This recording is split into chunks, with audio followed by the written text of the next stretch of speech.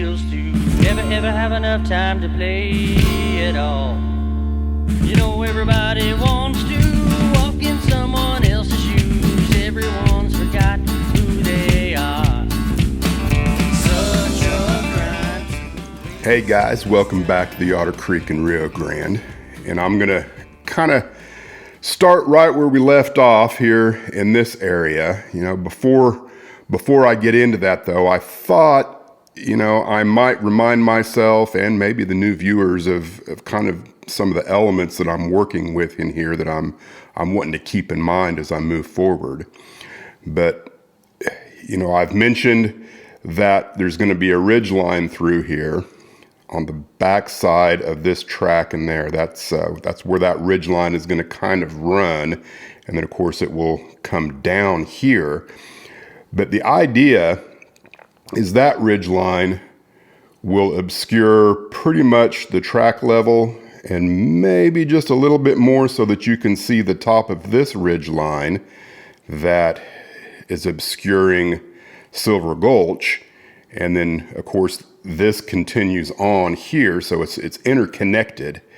And then way back here, and it's kind of hard to see in this view, but the top of where Hell Gate is, this will probably come down another 2 or 3 inches. So maybe you can just see just barely the top of that, where in the distance you might see something. And then I'm hoping that I can work in a little bit of 3D scenery coming up to the bottom of that fascia there. And of course, I think I will put in a printed backdrop there.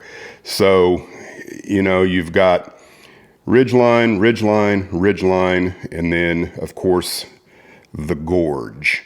So that's the intended vision for what's going on here. And so this area, I've got 2 different names kind of bouncing around in my head. Right now I'm kind of calling it divide, because this is where the ridge lines divide. You know, there's one coming down here, one coming here, one going that way. So that kind of makes sense to me. But I do have another name that I might like better depending on how all this turns out. And so that's what I'm going to do now. I did this in the last video, and I did that partially because I was having problems figuring out where does this land? Where does the scenery land at down here, and how does all that work? And you know, I've been kind of focusing on this, and you know, I can kind of focus on that, but that's all well and good. But if you can't figure out how that gets down to here, you know, that's an issue. So I kind of decided I really need to work from the bottom up, if that makes sense. So if I know what's going on down here, then I can maybe see how the scenery interconnects up to here. So that's what I'm going to do. I'm going to do some things in here that hopefully will make that a little clearer in my mind. I have an idea of what I want it to look like, but I won't know for sure until I start working with it. So that's what I'm going to focus on, at least in the first part of this video. I don't know where it's going to go, but I'm going to get started.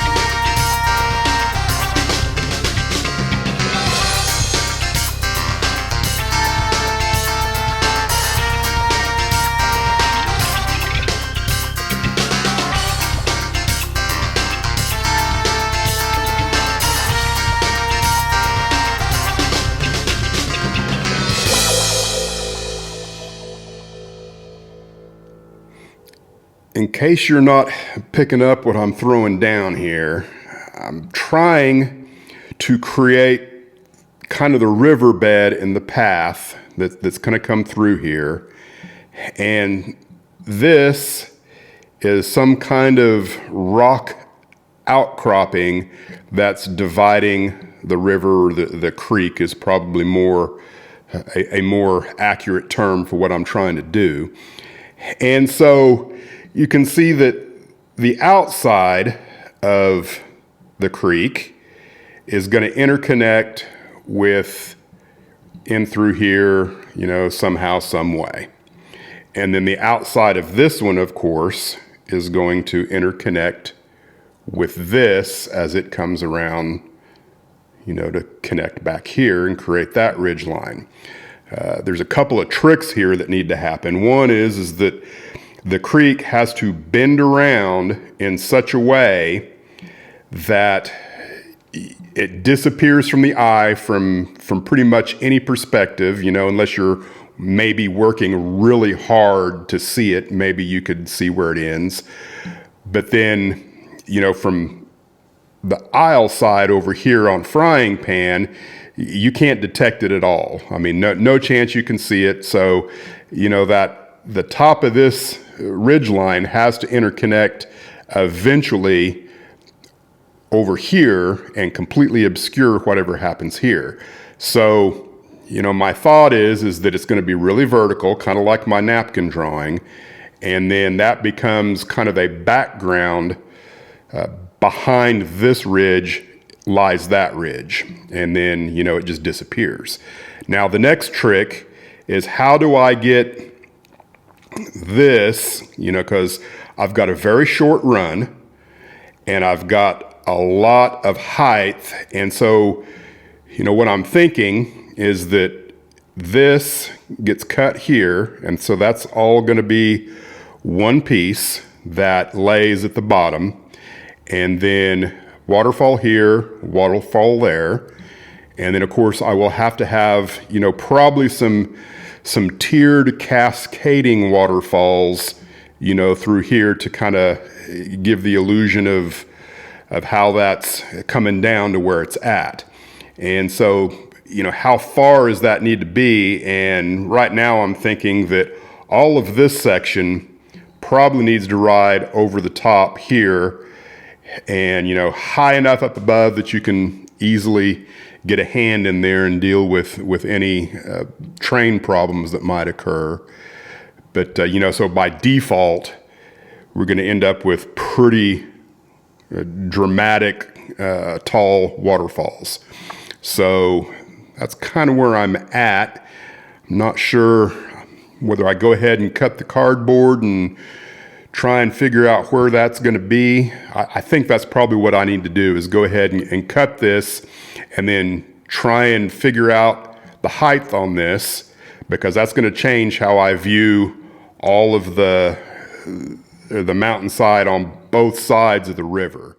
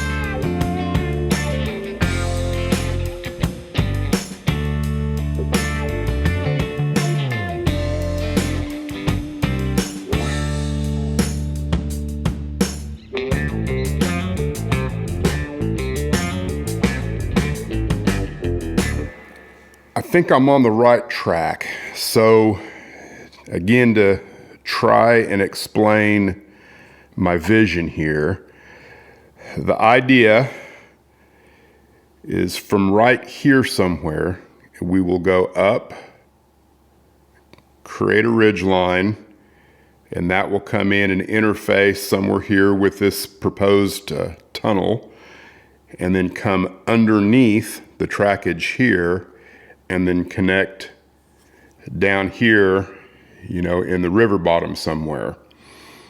And then all of that, you know, somehow gets interconnected with the inside of this shape.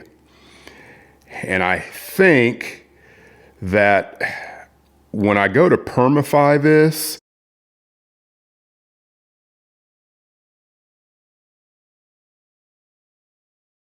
I think I want to extend the length of the river just a little more off in there to help with the shape that will curve around there, that from this side will just look like it's going around the bend of a canyon, wherein that will be completely obscured on the other side.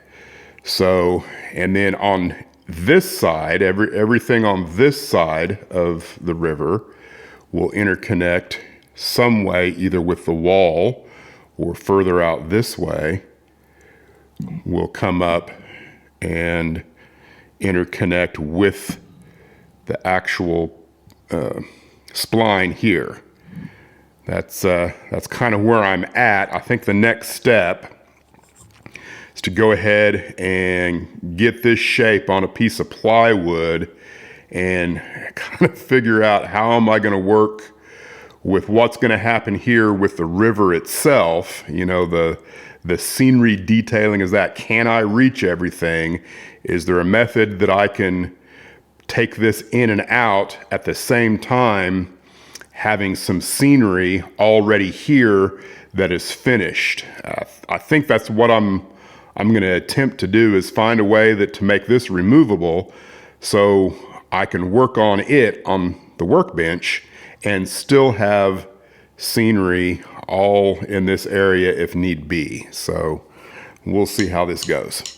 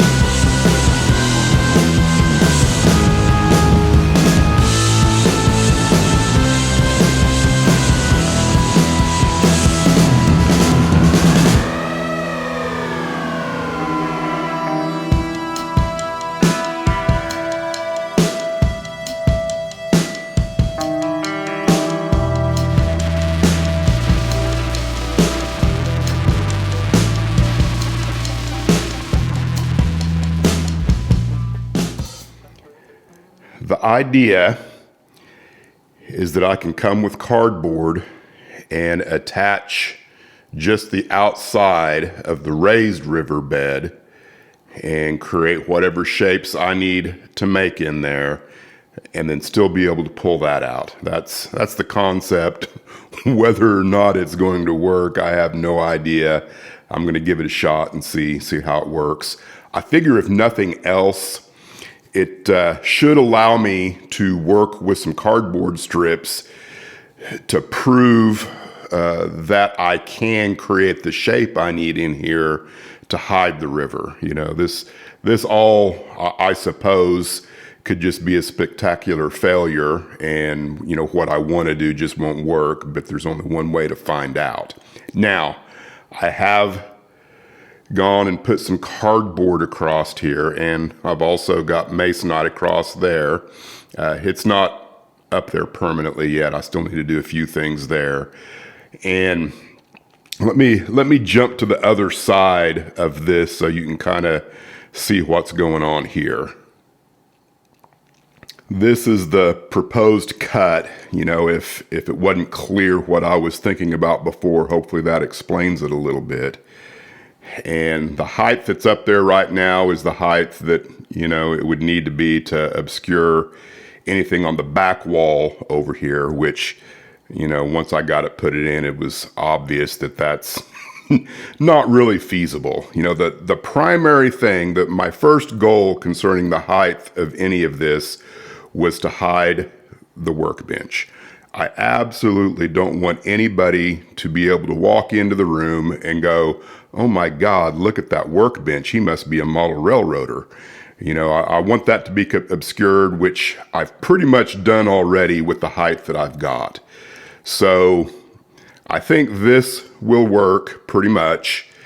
And then it's just going to be a matter of addressing this down a little bit and that as well. So I've got some ideas of how to proceed on this side versus the other side. So I'm, you know, kind of blending techniques, if you will. I think I'm ready to start working with cardboard strips now.